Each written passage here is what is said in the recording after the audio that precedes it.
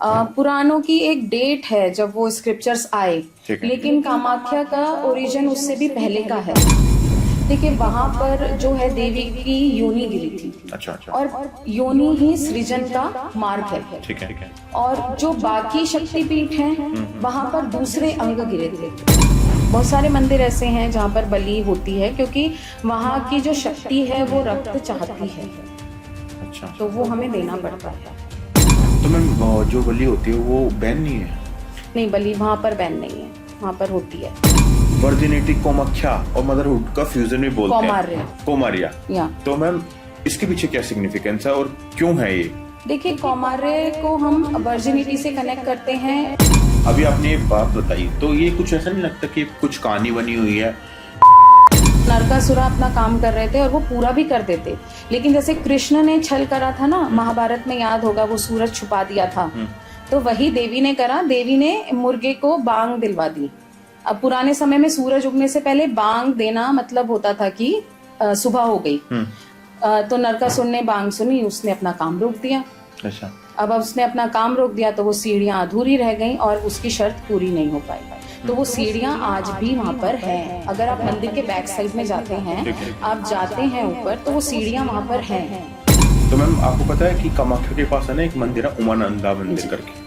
तो कहते हैं कि अनटिल अनलेस आप उस मंदिर में जाके दर्शन नहीं करोगे तो आपकी कामाख्या की यात्रा ना पूरी नहीं मान जाती। तो इसके पीछे क्या लॉजिक है? देखिए, उमानंदा का जो मंदिर है वो शिव जी को समर्पित है। अच्छा जी, और शिव और शक्ति एक साथ चलते हैं। मैम एक चीज और है जो मैंने सुनी है कि कामाख्या देवी के टेम्पल में ना वहाँ पे कुमारी पूजा का बहुत बड़ा महत्व है। तो ये कुमारी पूजा क्या होती है और इसके पीछे क्या रीजन है? देखिए, कुमारी पूजा में जो छोटी लड़कियां हैं, अच्छा, स्पेशली 9 साल तक की मानी जाती हैं, और उसको आप अपने पास प्रसाद की तरह रखिए। वो बिना किसी प्रिजर्वेशन के, एक सिंपल वस्त्र होता है, उसको पंडित वहाँ बिछा देते हैं, और जब तीसरे दिन दरवाजा खुलता है तो वो पूरा सफेद वस्त्र पूरा लाल हो चुका होता है। और आप माता की मूर्ति के अगर 3 दिन पहले के दर्शन करेंगे और 3 दिन बाद के करेंगे तो बहुत 3 दिन बाद बहुत थकी हुई माता की मतलब स्वरूप दिखता है आपको। अच्छा जी। तो वो वहाँ की वाइब्रेशन कैच करने के लिए ऐसे क्या चीज करनी चाहिए कि वहाँ पे वो अपने आप को फील कर सके? तो आप बताओगे कुछ, आपने इतनी साधना की है। जैसे मैंने एक सिंपल सी टेक्निक बताई है आपको। बस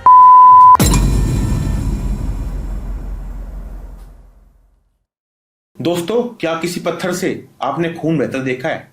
क्या कभी सोचा है कि साल के 3 दिन एक नदी का जो रंग है वो लाल हो सकता है? अक्सर हम ये कहते हैं कि जहां पे लॉजिक खत्म होता है वहां से स्पिरिचुअलिटी की स्टार्टिंग होती है। तो आज का जो टॉपिक है वो बहुत इंटरेस्टिंग होने वाला है। क्यों? क्योंकि आज हम एक ऐसे टॉपिक के ऊपर बात करेंगे जिसके बारे में अक्सर लोगों ने सुना तो है, बट हर लोग ही जानना चाहते हैं कि वहां पे होता क्या है। हाँ, हम बात करने वाले आज कामाख्या मंदिर के बारे में, जो अक्सर चर्चा में रहता है। इसी क्रम में जो आज हमारे साथ गेस्ट जुड़ी हैं वो आज इस मंदिर के अनकहे रहस्य के पर्दे हटा देंगी। तो मैं स्वागत करना चाहूंगा मानसी मैम का। तो मैम आपका स्वागत है आज के इस पॉडकास्ट में। तो मैम एक बात बताइए कि जो हम ये बोलते हैं कि कामाख्या मंदिर का जो कनेक्शन है ना वो कली का पुराण से माना जाता है, तो हम क्या ये कह सकते हैं कि वो महाभारत टाइम से पहले का है? देखिए, कली का पुराण 9 से 10 सेंचुरी के बीच में लिखा गया है। ठीक है। पुराणों की एक डेट है जब वो स्क्रिप्चर्स आए, लेकिन कामाख्या का ओरिजिन उससे भी पहले का है। अगर आप देखें तो महाभारत के टाइम में डायरेक्ट हमें कामाख्या का मेंशन नहीं मिलता है, लेकिन कामरूप का मेंशन मिलता है, जिसको हम कामाख्या से जोड़कर देखते हैं। और कलिका पुराण में भी कामरूप का ही मेंशन मिलता है। तो उससे हम कह सकते हैं कि कामाख्या का जो टेम्पल है वो उससे भी बहुत ज्यादा पुराना है, क्योंकि स्क्रिप्चर्स तो हम एक टाइम से कनेक्ट कर देते हैं, लेकिन मंदिर का अस्तित्व उससे भी बहुत ज्यादा पुराना है। और हमें अलग नामों से इसका मेंशन मिलता है। और आप असम के क्षेत्र को देखें, वो भी कामरूप क्षेत्र ही है। तो यानी कि कामाख्या का जो ओरिजिन है वो बहुत जितना हम इमेजिन कर सकते हैं उससे भी बहुत साल पुराना है। ठीक है। तो मैम सबसे पहले ये बताइए कि जो कामाख्या है उसको हम महाशक्तिपीठ क्यों कहते हैं और उसकी इंपॉर्टेंस क्या है? देखिए, वहां पर जो है देवी की योनि गिरी थी। अच्छा। और योनि ही सृजन का मार्ग है। ठीक है। और जो बाकी शक्तिपीठ हैं वहां पर दूसरे अंग गिरे थे। ठीक है। तो ये जो पार्ट है जहाँ पर देवी का पार्ट गिरा था वो सृजन का मार्ग है, और इसीलिए उसकी वहां पर पावर भी बहुत ज्यादा है दूसरी शक्तिपीठों से कंपेयर अगर हम करते हैं, तो इसलिए कामाख्या को महाशक्तिपीठ कहते हैं। तो मैम ये मतलब आप कह रहे हो कि पार्ट गिरा था और कहीं दूसरी जगह, तो ये क्या स्टोरी है, ऑडियंस को आप बता सकते हो ताकि क्लैरिटी आ जाए? हाँ जी, तो ये स्टोरी ऐसी है कि जो सती हैं वो अपने पिता के घर गई थी एक हवन में, जहां पर उनको आमंत्रित नहीं किया गया था। तो शिवजी ने मना भी किया था, लेकिन वो कहने लगी कि मैं घर की बेटी हूं, मुझे जाना चाहिए। वहां जाने के बाद उनके पिता ने उनके पति का अपमान किया, जिससे दुखी होकर उन्होंने हवन कुंड में ही छलांग लगा दी, और उसी समय शिव वहां पर पहुंचे और वो इतने ज्यादा व्यथित हो गए कि वो उनके जलते हुए शरीर को लेकर इधर उधर घूमने लगे, पूरे ब्रह्मांड में घूमने लगे और तांडव करने लगे, और जलते हुए शरीर से अलग अलग टुकड़े हर जगह पर, धरती पर अलग अलग जगह पर गिरे हैं। तो जहां जहां उनके अंग गिरे हैं वहां एक शक्तिपीठ स्थापित हुई है, और कामाख्या में माना जाता है वहां पर माता की योनि गिरी थी, तो इसलिए वह महाशक्तिपीठ है। तो मैम जैसे आपने अभी बताया कि यहाँ पे ना योनि गिरी थी, तो ये सबको पता है कि यहाँ पे योनि गिरी थी सती की, ठीक है, तो इसलिए इसको कामाख्या बोला जाता है। बट आपको ये पता है कि इसके अलावा भी हम इसको वर्जिनिटी कोमाख्या और मदरहुड का फ्यूजन भी बोलते हैं, कोमारिया। तो मैम इसके पीछे क्या सिग्निफिकेंस है और क्यों है ये? देखिए, कौमार्य को हम वर्जिनिटी से कनेक्ट करते हैं, डिवाइनिटी से कनेक्ट करते हैं। अच्छा। और कामाख्या, काम, जो आपके डिजायर्स हैं। अच्छा। तो ये दोनों का मिक्सचर है। एक है वर्जिनिटी जहां पर आपको किसी मेल बॉडी की जरूरत ही नहीं है, ठीक है, अनमैनिफेस्टेड, और दूसरा है मैनिफेस्टेड जहां पर आपको एक मेल की जरूरत है, और वो मेल कौन है? शिव। यानी कि शिव और शक्ति के मिलन का भी रिप्रेजेंटेटिव है और एलोन शक्ति का भी रिप्रेजेंटेटिव है। जब हम वहां पर कुमारी पूजा भी होती है, जैसे हम जानते हैं, जब अम्बुबाची मेला लगता है, तो कामाख्या में आपकी वर्जिनिटी को भी पूजा जाता है, और साथ में जो डिवाइनिटी है आपकी, जो आपका मैनिफेस्टेशन है शक्ति, वो शिव के साथ मिलकर उसको भी पूजा जाता है। दोनों तरीके से, जहां पे काम का रूप हम इस तरह से मानते हैं कि हम अपनी आम बोलचाल में काम को ले लेते हैं सेक्सुअल डिजायर से रिलेटेड, बट वो है आपकी अंदर की डिजायर्स। अच्छा। आपकी ऐसी नहीं है, आपकी फिजिकल डिजायर से नहीं रिलेटेड है, वो आपकी अंदर की डिजायर्स को रिप्रेजेंट कर रहा है। जो काम जिसको हम बोलते हैं वो आपकी इंटरनल डिजायर्स हैं। इंटरनल डिजायर्स मतलब आपके मन में बहुत सारी डिजायर्स होती हैं, उनको किस तरह से वहां पे जाके वो किस तरह से चेंज होती हैं, ये उसका प्रतीक है। मैम जैसे हम देखते हैं कि जितने बड़े बड़े एस्ट्रोलॉजर होते हैं वो अपने स्टोरी लगाते हैं कि हम कामाख्या गए हुए हैं, ठीक है, वहाँ पे अलग अलग रिचुअल्स वो करते हैं, और वहाँ पे ये भी कहा जाता है कि बेसिकली ब्लैक मैजिक वगैरह के लिए भी जाते हैं। तो ये क्या है, क्या इस बात के पीछे कुछ सच्चाई है? जी, दोनों बातों में सच्चाई है। देखिए, जो लोग स्पिरिचुअलिटी में हैं, ठीक है, अगर वो गए हैं तो बहुत अच्छी बात है, नहीं गए हैं तो उन्हें जीवन में एक बार जरूर कामाख्या जाना चाहिए, क्योंकि वहां से जो उनकी स्पिरिचुअल ग्रोथ होगी ना, वो खुद को मतलब पहचान नहीं पाएंगे, उनके अंदर की स्पिरिचुअल ग्रोथ पूरी 100 टाइम्स बढ़ जाती है। ठीक है। दूसरा, वहां पर अगर आप एक नॉर्मल इंसान की तरह जा रहे हैं, आपके लिए नॉर्मल पूजा पाठ अवेलेबल है, आप वहां से पंडितों से नॉर्मल पूजा पाठ करवा सकते हैं, लेकिन अगर आप किसी स्पेसिफिक पर्पज से जा रहे हैं तो उसके लिए वहां पर तांत्रिक पूजाएं भी होती हैं जो स्पेशल पंडित ही करते हैं। अच्छा जी। तो आपने वो कहानी सुनी है नरकासुरा की? नरकासुरा ने देवी जी से शादी करने की सोची थी, तो देवी जी ने उनसे बोला था कि अगर आपको मेरे से शादी करनी है तो आपको एक रात में स्टेयर्स बनानी पड़ेगी। तो आप ये बताओ इस कहानी के पीछे क्या सच्चाई है और क्या सिग्निफिकेंस है स्पिरिचुअलिटी के बेसिस पे? देखिए, नरकासुरा को माँ से शादी करने का मन में भाव आया, ठीक है, तो लेकिन वो एक असुर थे। अच्छा।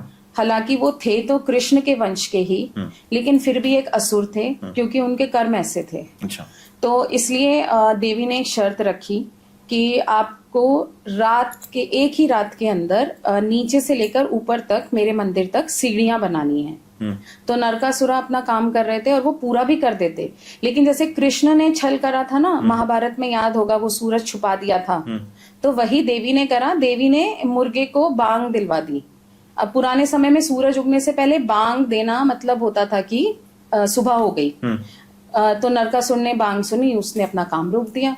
अच्छा। अब उसने अपना काम रोक दिया तो वो सीढ़ियां अधूरी रह गईं और उसकी शर्त पूरी नहीं हो पाई। तो वो सीढ़ियां आज भी वहां पर हैं। अगर आप मंदिर के बैक साइड में जाते हैं, आप जाते हैं ऊपर, तो वो सीढ़ियां वहां पर हैं।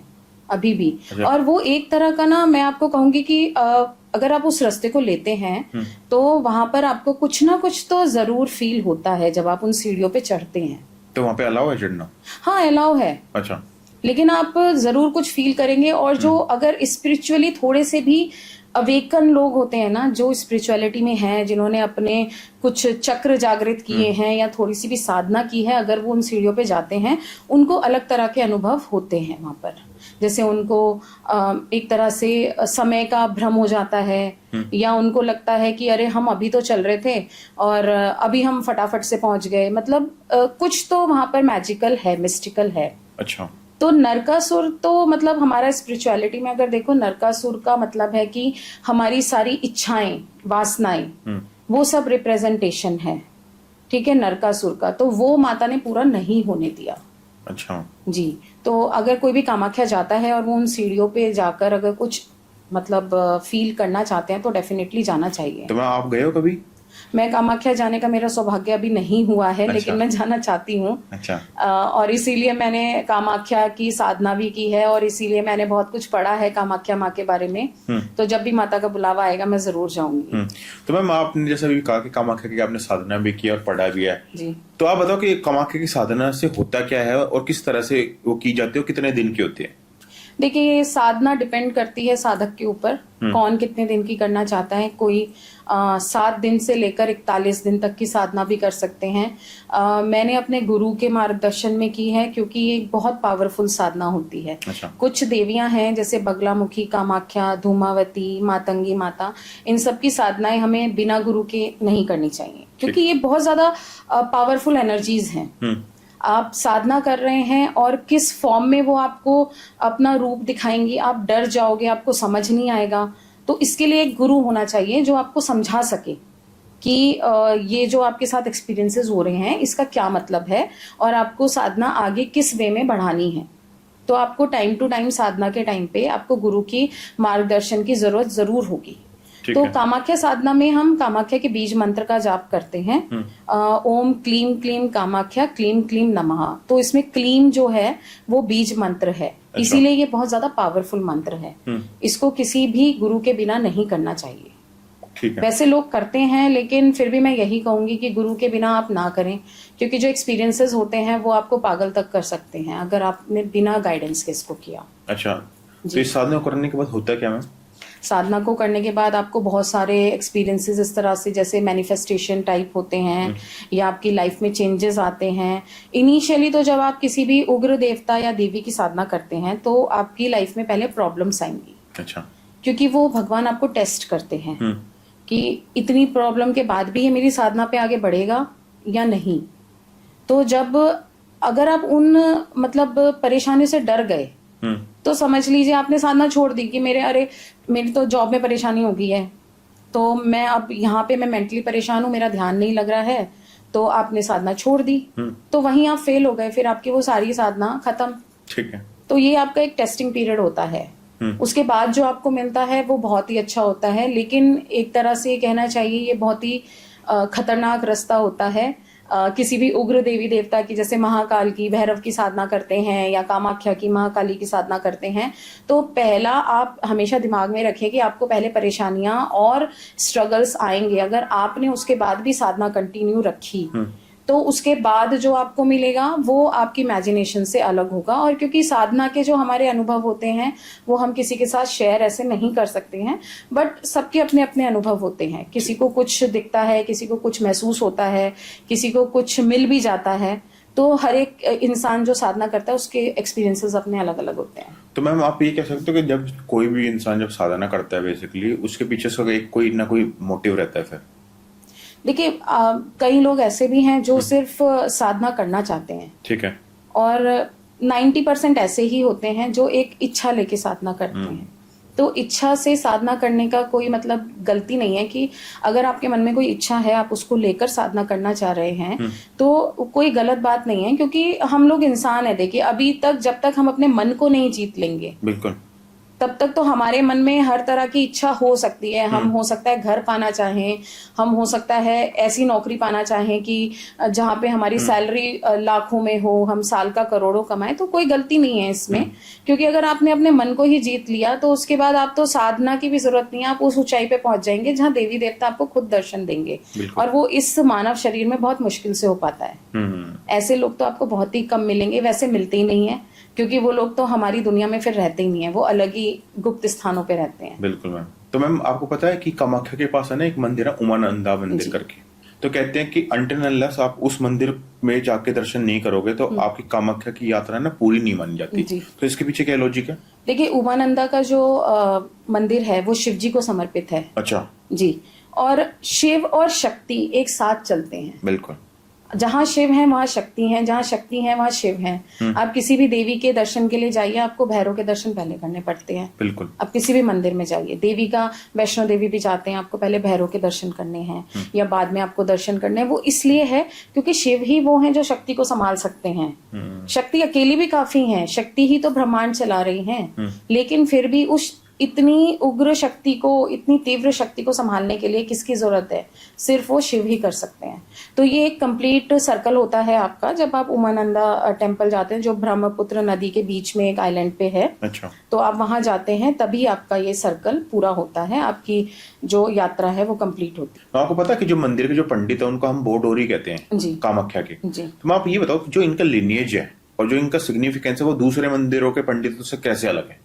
जी देखिए, कामाख्या मंदिर के लिए ही स्पेशली ये वाले पंडित अपॉइंट होते हैं, बोडोरी पंडित, जो असम के ही हैं और ये कौलाचार को मानते हैं। अच्छा। और इनमें जो दीक्षा दी जाती है वो गुरु शिष्य परंपरा के अकॉर्डिंग है। ऐसा नहीं है कि कोई इनका कहीं लिखा हुआ है। इनको याद कराया जाता है, सारे रिचुअल्स, सारी साधनाएं, सारी विधियां इनको याद कराई जाती हैं, इनको सिखाई जाती हैं। ये ऐसा नहीं है कि आप एक किताब उनको दे रहे हो, वो सीख रहे हैं, पढ़ रहे हैं, ऐसा नहीं है। ये गुरु शिष्य परंपरा के अनुसार इनको सिखाया जाता है और ये ऐसा ही इनका पीढ़ियों से चलता आ रहा है। अच्छा। तो ये कौलाचार को मानते हैं, यही पंडित हैं जो वहां पे तांत्रिक साधनाएं वगैरह करवाते हैं। अच्छा जी। तो इनके पास मतलब सारी पावर्स होती है मंदिर? जी, मंदिर की पावर्स नहीं होती हैं, बट हाँ इनके पास तांत्रिक सिद्धियां होती हैं जिसके थ्रू ये काम करवाते हैं। तो मैम आपको नहीं लगता कि जब कोई भी आम आदमी जब ऐसी जगह पे जाता है तो डर जाएगा फिर? तो नहीं, कोई डरने की बात नहीं है। देखिए, आप भाव लेके जाइए। मंदिर क्या है? एनर्जी कहना चाहिए, फील्ड है। आप किसी भी मंदिर में जाते हैं तो वहां पे आपको एनर्जी फील होती है। स्पेशली आप शक्तिपीठ या सिद्ध पीठ में जब आप जाते हैं तो वहां का एनर्जी अलग ही लेवल का होता है। आप जाइए, अगर कोई भी जैसे कामाख्या जाता है तो उसके लिए यही एडवाइस है कि आप उसको घूमने के पर्पज से मत जाइए। ठीक है। आपको उस मंदिर में बलि वाला स्थान भी दिखेगा, हो सकता है आपको डर लगे। अगर आप इन सब चीजों में नहीं मानते हैं, उसको इग्नोर कीजिए। आप जाइए, आप मंदिर के गर्भगृह के बाहर 5 मिनट के लिए बैठिए, ध्यान लगाइए। आपको खुद फील होगा कि आपकी बॉडी लाइट हो रही है। आप ध्यान में सिर्फ अपनी ब्रीदिंग पे या सिर्फ वहां की जो मंदिर की साउंड है उसको सुनिए, तो आपको खुद ही अपने आप में अच्छा फील होगा। अच्छा। अगर आप पहले ही मन में डर लेके जाएंगे, अरे मैं कामाख्या जा रहा हूँ, वहां पर तो ऐसा होता है, तो देखिए, डर से डर कोई खींचा जा सकता है और श्रद्धा से श्रद्धा खींचती है। तो आप एक मन में भाव लेके जाइए कि मुझे माता के दर्शन करने हैं, मुझे माता की कृपा पानी है। आपको किसी ना किसी रूप में छोटा सा चमत्कार जरूर दिखेगा। बिल्कुल। तो मैम एक चीज और बताओ, जैसे अंबुबाची के दौरान है ना मंदिर 3 दिन तक बंद रहता है और ये कहते हैं कि उस टाइम पे ना मंदिर के अंदर सिर्फ रक्त वस्त्र रखा जाता है, तो इसके पीछे कितनी सच्चाई है? देखिए, ये ऐसा माना जाता है, अंबुबाची मेला जब लगता है जून में, अच्छा। तो वहां पे सफेद वस्त्र बिछा दिया जाता है। ठीक है। और 3 दिन के लिए मंदिर के द्वार बंद कर देते हैं। उस समय पे ब्रह्मपुत्र भी लाल हो जाती है। तो साइंटिफिक पॉइंट ऑफ व्यू से साइंटिस्ट ने वहां पे पता लगाने की कोशिश करी है कैसे होता है। तो उनका कहना है कि आयरन ऑक्साइड होती है जो लाल रंग पैदा करती है। लेकिन फिर वही क्वेश्चन आता है ना कि सिर्फ 3 दिन ही क्यों करती है? बिल्कुल। जब मिट्टी वहां की ऐसी है आयरन ऑक्साइड वाली, तो वो पूरे साल क्यों नहीं उसको लाल करती, सिर्फ 3 दिन क्यों करती है, उसका साइंटिस्ट के पास कोई जवाब नहीं है। अच्छा। तो वो ऐसा माना जाता है कि इन 3 दिनों में जो देवी हैं उनको मेंस्ट्रुएशन होता है और वो ब्लेसिंग होती है, उस कपड़े को फिर प्रसाद के रूप में भक्तों को दिया जाता है और बिना किसी प्रिजर्वेशन के आप सालों साल उस वस्त्र को रखिए, वो खराब नहीं होगा। अच्छा जी, और उसको आप अपने पास प्रसाद की तरह रखिए, वो बिना किसी प्रिजर्वेशन के, एक सिंपल वस्त्र होता है, उसको पंडित वहां बिछा देते हैं और जब तीसरे दिन दरवाजा खुलता है तो वो पूरा सफेद वस्त्र पूरा लाल हो चुका होता है। और आप माता की मूर्ति के अगर 3 दिन पहले के दर्शन करेंगे और 3 दिन बाद के करेंगे तो बहुत 3 दिन बाद बहुत थकी हुई माता की मतलब स्वरूप दिखता है आपको। अच्छा जी, और ये मतलब जो जाते हैं भक्त, क्योंकि उस टाइम पे भीड़ बहुत होती है, तो जो जाते हैं जिन्होंने फोटो ली है उन्होंने देखा है कि पहले और बाद की फोटो में बहुत फर्क होता है। तो इस तरह से मतलब एक स्वरूप बना रखा है माँ का। वैसे तो वो एक्चुअल वहां पे माँ का कोई रूप है नहीं, वहां पे माँ का योनि रूप ही है, लेकिन एक मूर्ति टाइप जो बना रखी है उसको अगर आप देखते हैं तो ऐसे लगता है कि हाँ सच में जो माता है बहुत थक गई हैं। और 3 दिन के बाद वो वस्त्र सबको बांटा जाता है और लोगों में तो बहुत मतलब होड़ लगी रहती है कि वस्त्र किसी तरह मिल जाए। तो मैं भी मतलब हर साल कोशिश करती हूँ कि वहां से प्रसाद के रूप में वस्त्र, वहां पे पंडित हैं कुछ हैं जिनसे हमारा कांटेक्ट है, तो वो हमें भेज देते हैं। आप भी इस तरह से मतलब वहां के पंडितों से कांटेक्ट कर सकते हैं और वो वस्त्र प्रसाद के लिए अपने घर पे मंगा सकते तो मैम जैसे अभी आपने बात बताई, तो ये कुछ ऐसा नहीं लगता कि कुछ कहानी बनी हुई है या सच में ये चीज होती है? आपके हिसाब से आपका कोई पर्सनल एक्सपीरियंस ऐसा रहा है कि जिसकी वजह से आपने इन बातों पे विश्वास करना शुरू कर दिया था? जी बिल्कुल। एक लाइफ में एक फेज आता है ना जब आप बहुत परेशान होते हो। बिल्कुल।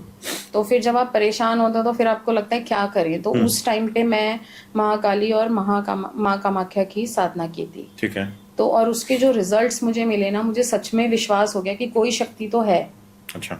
तो ऐसा नहीं है, आप इन चीजों के पीछे लॉजिक ढूंढोगे ना, और जब आप लॉजिक ढूंढने जाओगे तो आपको लॉजिक मिलेंगे ही नहीं। आपको अगर एक्सपीरियंस करना है तो आप खुद जाके एक्सपीरियंस करो। कामाख्या एक्चुअल में, कामाख्या मंदिर जो है ना वो इतना बड़ा कहना चाहिए पोर्टल है। पोर्टल इन द सेंस जो आपको अपनी ये नेकेड आइज से नहीं दिखता है, लेकिन वहां पर जो साधक हैं, सच्चे साधक, उनको बहुत सारे ऐसे पोर्टल्स मिल जाते हैं जहां पे अगर आप सच्चे साधक हैं तो आप एक दुनिया से दूसरी दुनिया में भी जा सकते हैं। इस तरह से मतलब इतना बड़ा मैजिकल पोर्टल है। और फिर कामाख्या के मंदिर के चारों तरफ आपको 10 महाविद्या के टेम्पल्स भी दिखेंगे। 3 के तो मतलब उस मंदिर के परिसर के अंदर ही हैं, बाकी इधर उधर हैं, लोगों को पता नहीं है। अच्छा। तो अगर लोग जाते हैं तो वहां पे पंडितों से पूछ के उनको वो 10 महाविद्या के भी दर्शन करके आने चाहिए। आपको सारी देवियां एक ही स्थान पर मिल रही हैं, ये ही सबसे बड़ा वो है। अच्छा जी।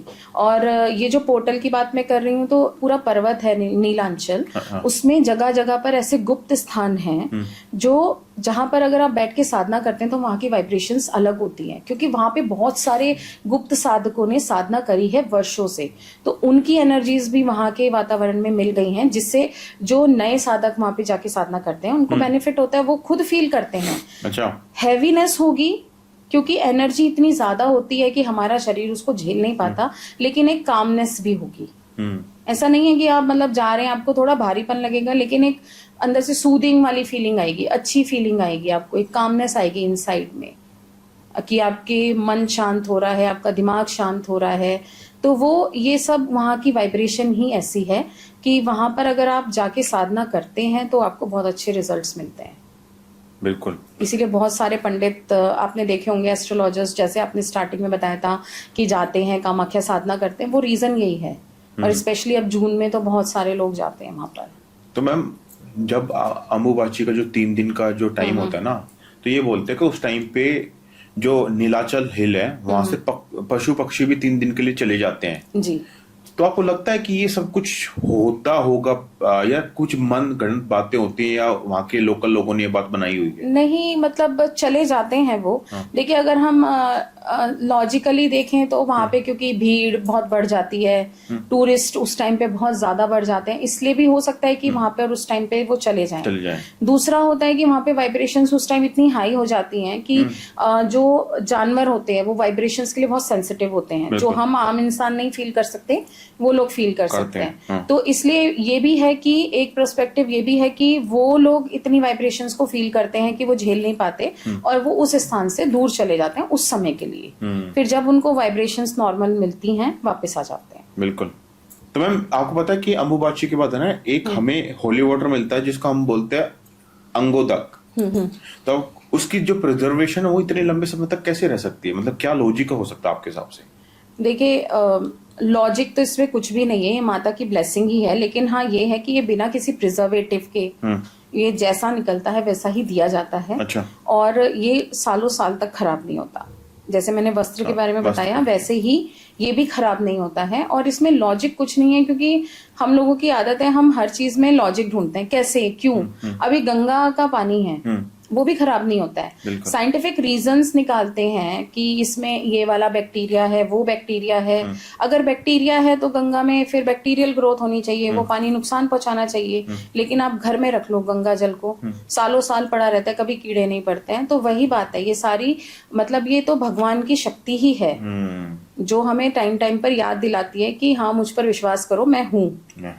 हाँ, क्योंकि कुछ चीजें साइंस से बिल्कुल बियॉन्ड होती हैं। आप हर चीज में वहां पर जहाँ पर आपका पूरा साइंटिफिक लॉजिक फेल हो जाता है वहां पे स्पिरिचुअलिटी स्टार्ट होती है। बिल्कुल जी। तो मैम आप एक प्रोफेशन से टीचर भी हो जी। आपने इतने बच्चों को गाइड किया लाइफ में, और कहते हैं कि जब कोई टीचर होता है ना वो लॉजिक के पीछे भागता है। पर क्या आप अपने लाइफ का कोई एक ऐसा एक्सपीरियंस बता सकते हो कि जिसने मतलब कहते हैं कि हाँ उसके बाद मेरी लाइफ बिल्कुल टर्न ओवर कर गई? मेरा लाइफ में एक्सपीरियंस ये था कि मेरे करियर में गैप आया था। अच्छा। तो मैं जिन गुरुजी को मानती हूँ मैंने उनसे बस ये मांगा था, क्योंकि मुझे जॉब मिलने में परेशानी हो रही थी। बिल्कुल। गैप आ जाता है तो आप जानते हैं आजकल नौकरी आसानी से नहीं मिलती है। तो मैंने सिर्फ ये मांगा था कि मुझे जॉब मिल जाए, मुझे इतनी सैलरी मिल जाए। और आप यकीन नहीं मानेंगे, जो सैलरी सोची, जहां जिस जगह पर जॉब मांगी वो मुझे मिले। तो वो मुझे वहां पर उस टाइम पे बिलीफ मेरी इतनी स्ट्रांग हो गई थी। वो मैंने सिर्फ मतलब एक तरह से एक्सपेरिमेंट किया था कि लोग बोलते हैं चलो मैं करके देखती हूँ। तो मैंने एक तरह से मैनिफेस्ट किया था और वो मैनिफेस्टेशन इतना स्ट्रांग था कि जो मांगा, जैसा मांगा, जितना मांगा वो मुझे मिला जी। बिना मतलब एक सिंपल इंटरव्यू के थ्रू मुझे जॉब मिली, जितनी सैलरी मांगी एग्जैक्ट वही फिगर, मतलब जो फिगर मैं बोलती थी 1-1.5 महीना मैंने अपने माइंड में बोली, वही फिगर मुझे जॉब में मिली। तो उस टाइम पे मुझे बहुत ज्यादा बिलीफ हो गया था। फिर मुझे लगा कि अब इस चीज का मतलब पावर तो है, अब मुझे इसको प्रॉपर वे में सीखना है। अच्छा। तो फिर मैंने काफी सारे कोर्सेज किए, जैसे लॉ ऑफ अट्रैक्शन वगैरह, और साधनाएं की और बहुत सारी हीलिंग्स की। तो उसके बाद तो मेरा कोई टर्निंग बैक है नहीं। अभी तो मैं इन चीजों में मतलब मेरा अट्रैक्शन इतना हो गया है कि अब मैं 41 दिन की साधना भी अब आराम से हो जाती है। पहले बहुत भारी लगता था लेकिन अभी तो सब इजीली हो जाता है। तो मैम अब मैं जो क्वेश्चन पूछने वाला हूँ ना वो काफी या पे कंट्रोवर्शियल भी हो सकता है, बट इसके पीछे भी रीजन जाना जरूरी है। क्या आप ये कह सकते हो कि जब कोई भी लेडी पर्टिकुलर पीरियड्स के टाइम पे है तो वो कामाख्या देवी जी की पूजा कर सकती हैं? और अक्सर हम ये कहते हैं कि कामाख्या देवी जी खुद मेंस्ट्रुएट करती हैं। तो क्योंकि नॉर्मल लाइफ में हम जब देखते हैं तो लेडीज को ना मंदिर में जाने के लिए मना कर देते हैं जी। तो आप क्या विचार है इसमें?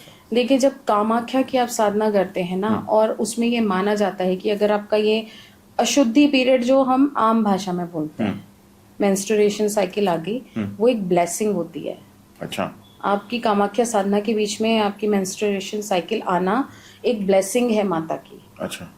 आपने 11 दिन की साधना करी, उस बीच में आपको पीरियड्स आ गए, साधना नहीं रुकती है, आप करते रहते हैं। तो आपका ऐसा नहीं है कि आप अशुद्ध हो गई, यही तो मतलब एक सृष्टि के सृजन का माध्यम है।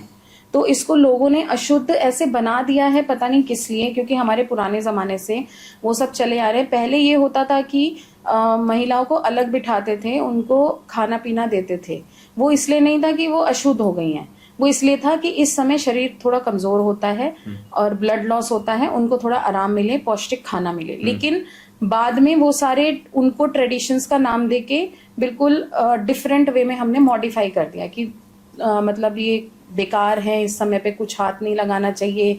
खाना भी कुछ जगहों पे तो मैंने देखा है खाना भी बहुत रूखा सूखा कम देते हैं, लेकिन हमारे शास्त्रों में कहीं ऐसा नहीं लिखा है कि इस समय पे आपको कुछ छूना नहीं चाहिए या ये अशुद्ध है।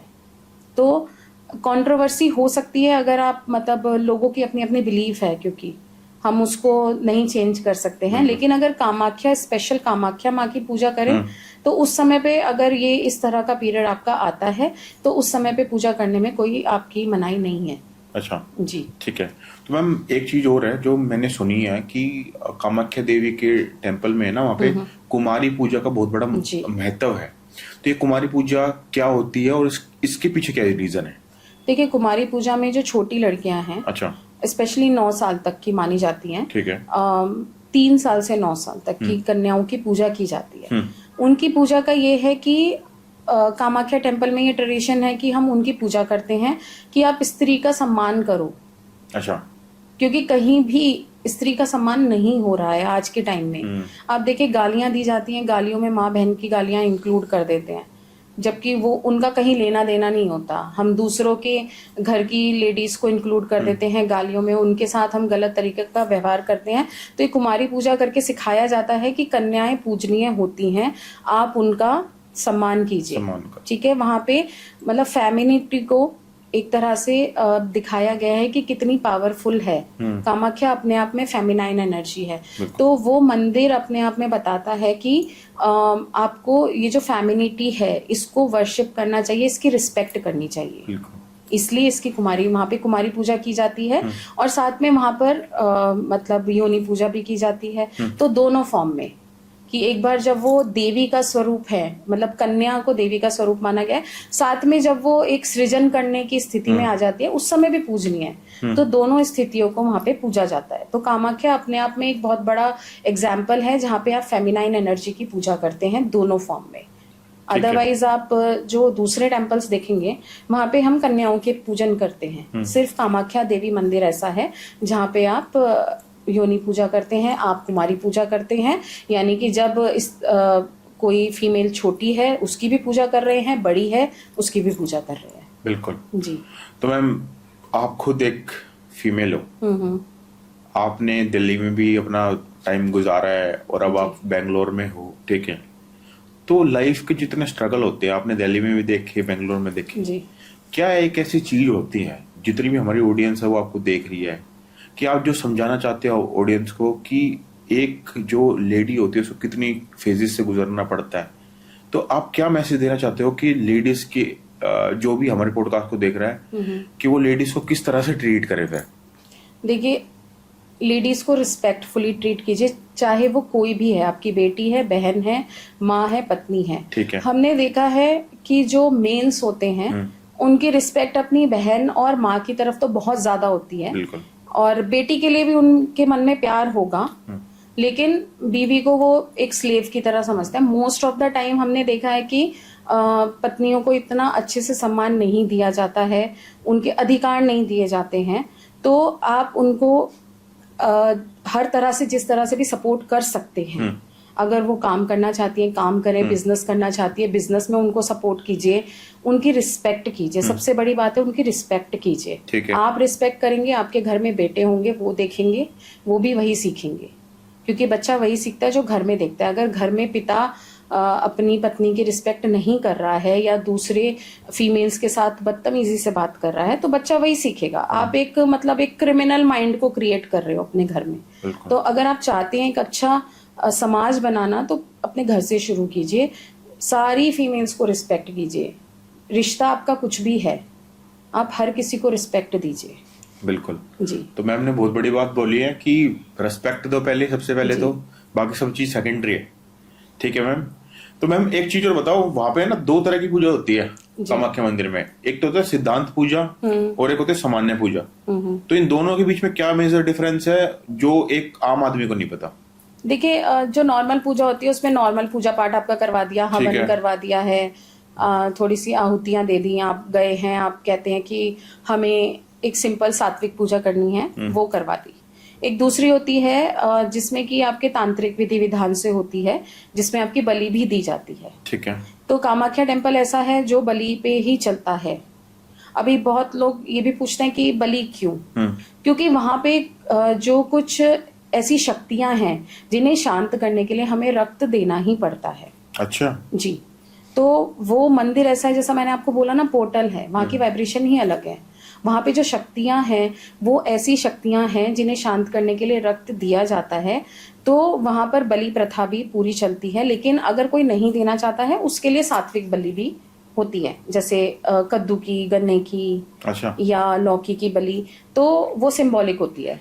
तो मैम जो बलि होती है वो बैन नहीं है? नहीं, बलि वहां पर बैन नहीं है, वहां पर होती है। अच्छा जी। बहुत सारे मंदिर ऐसे हैं जहां पर बलि होती है, क्योंकि वहां की जो शक्ति है वो रक्त चाहती है। अच्छा। तो वो हमें देना पड़ता है। तो वैसे तो अब लोग मतलब कहते हैं कि हमें इस तरह का कोई पाप नहीं करना है, लेकिन वहां पे देखिए मंदिर का क्या कॉन्सेप्ट है, वो आपको बता रहा है कि लाइफ एंड डेथ साथ साथ चलते हैं। अगर आपको कुछ बनाना है तो उसके लिए पहले कुछ खत्म करना पड़ेगा। तो डेथ वो सिंबॉलिकल है, आपने बलि दी है, मतलब आपने एक चीज का आपने बलि दिया, आपने एक चीज का अंत किया है, फिर दूसरी चीज का आप सृजन कर रहे हैं। पर मैम ये थोड़ा कंट्रोवर्शियल नहीं हो जाएगा कि हम आज तक अपने जितने भी पुराणों में या जितने स्पिरिचुअल बुक्स में पढ़ते आए हैं कि हमें किसी को मारना नहीं चाहिए, जी। ठीक है, बट हम मंदिर में बलि दे रहे हैं, तो ये अगेंस्ट द लॉ नहीं चल रहा कुछ?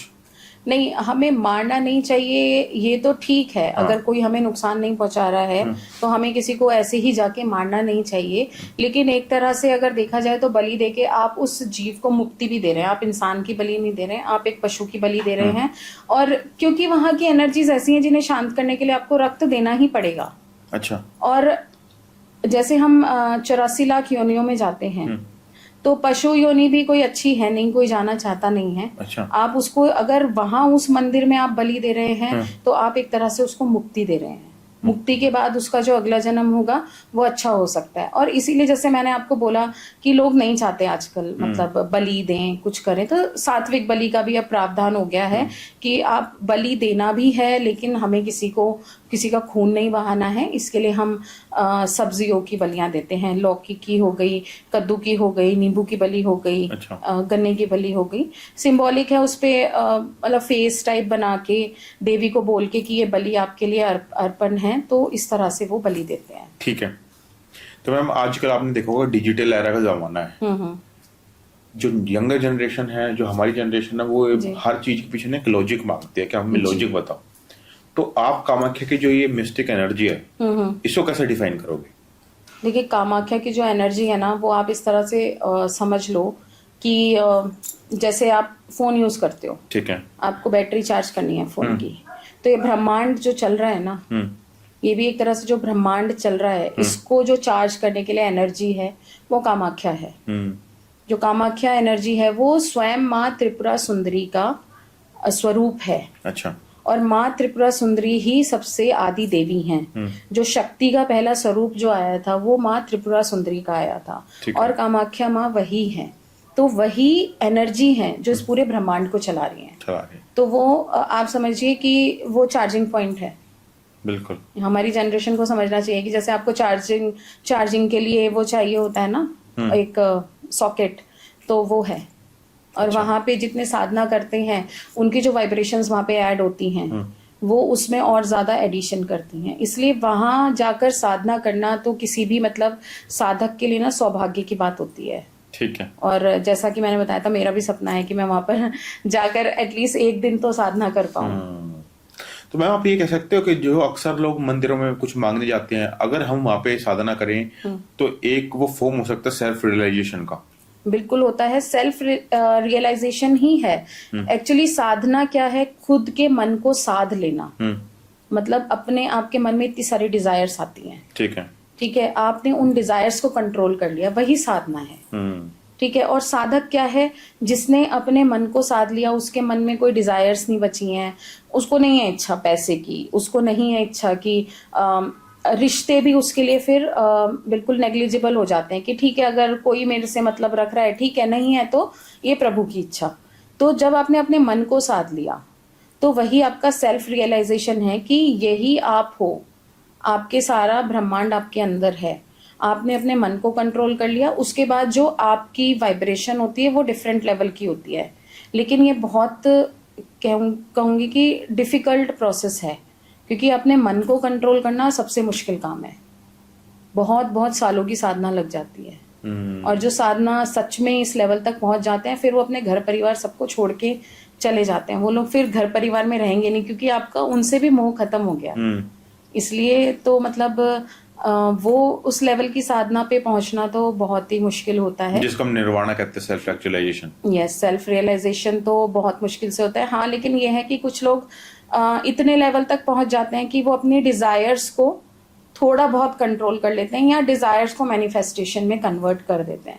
जो आजकल साधक हैं उनको इतना टेक्निक तो आता ही है कि वो अपने डिजायर्स को मैनिफेस्ट कर सकें। ठीक है, तो ना अपनी डिजायर्स को ट्रूथ में कन्वर्ट कर दिया, बट डिजायर्स खत्म नहीं करनी है। बिल्कुल। तो मैम, कोई भी इंसान अगर पहली बार वहां पे कामाख्या मंदिर में जा रहा है, तो वो वहां की वाइब्रेशन कैच करने के लिए ऐसे क्या चीज करनी चाहिए कि वहां पे वो अपने आप को फील कर सके? तो आप बताओगे कुछ, आपने इतनी साधना की है। जैसे मैंने एक सिंपल सी टेक्निक बताई है। आपको बस जाना है, जो गर्भगृह है वो पूरा अंधेरा सा है, उसके बाहर आप थोड़ा बैठिए, 5 मिनट बैठिए, 10 मिनट बैठिए, जितना आपका मन करता है उतना बैठिए और मेडिटेशन में चले जाइए। स्टार्टिंग के 2-3 मिनट आपको सारी आवाजें सुनाई देंगी, आप बस कुछ मत कीजिए, आप सिर्फ फोकस कीजिए अपनी ब्रीदिंग पे। कुछ देर बाद आपको लगेगा कि आपको सिर्फ ये मंदिर की ही वाइब्रेशन फील हो रही है। वहां मंदिर की वाइब्रेशन इतनी स्ट्रांग होती है कि आप थोड़ा सा भी ध्यान लगाएंगे आपको डेफिनेटली फील होगी। अच्छा। तो किसी को भी जाना है और एक्सपीरियंस करना है तो आप उस मंदिर में, अगर आप गर्भगृह के बाहर नहीं बैठ सकते हैं तो आप कहीं भी किसी भी स्थान को लेके बैठ जाइए और वहां पे अपना कम से कम आप 10 से 20 मिनट या आधे घंटे का मेडिटेशन कीजिए और सारी चीजें अपने ब्रेन को खाली कर दीजिए। सिर्फ ब्रीदिंग पे कॉन्सेंट्रेट। कुछ भी आवाजें सुनाई दे रही हैं, ये नहीं कि मुझे क्यों सुन रहा है, क्या है, सिर्फ ब्रीदिंग पे कॉन्सेंट्रेट कीजिए और आपको बहुत अच्छा एक्सपीरियंस होगा। अच्छा, तो मैम ये तो आज हमने शायद इतने डिटेल में तो आज तक कहीं भी पॉडकास्ट किसी ने किया नहीं होगा कामाख्या के ऊपर कि कैसे, क्या साइंस है, किस तरह से है। तो इस पॉडकास्ट को खत्म करने से पहले आप हमारी ऑडियंस को कोई मैसेज देना चाहेंगी? जी, अगर आपको देखिए देवी की कृपा पाना चाहते हैं, देवी की साधना करना चाहते हैं, तो सबसे पहले औरतों का सम्मान कीजिए, उनको पूजनीय मानिए, तभी कोई देवी खुश होती है। बिल्कुल। तो आप देवी की साधना करते हैं लेकिन आप औरतों का सम्मान नहीं करते हैं, आपकी साधना कभी पूर्ण नहीं होगी। और ये सबके लिए है, ये सिर्फ मेल्स के लिए नहीं है, फीमेल्स के लिए भी है। तो हर किसी को जिसको देवी की साधना करनी है, पहले औरतों का सम्मान कीजिए, देवी की साधना अपने आप पूर्ण हो जाएगी और वो चमत्कार दिखाएगी। Okay, thank you ma'am. तो दोस्तों, आपने देखा कि आज के हमने इस पॉडकास्ट में ना कामाख्या मंदिर के बारे में हमने वो अनकही राज, जो साइंस थी, किस तरह से वहां पे क्या चीजें होती हैं, वो मानसी मैम ने बड़े ना अच्छे से बताया हमें। तो अगर आपके कोई भी अगर क्वेश्चन हो तो आप कमेंट सेक्शन में लिख सकते हो ताकि हम उसका जवाब आपको दे सकें। और जब भी हम मानसी मैम के साथ अगला कोई भी पॉडकास्ट करेंगे तो उनसे उन क्वेश्चंस के बारे में बात कर सकें। तो अगर आपको आज का ये पॉडकास्ट अच्छा लगा हो, ये टॉपिक समझ में आया हो, तो इसे अपनी फैमिली और फ्रेंड्स के बीच शेयर करना और ऐसे इंटरेस्टिंग टॉपिक के लिए आप हमारे साथ जुड़े रहना। Thank you so much.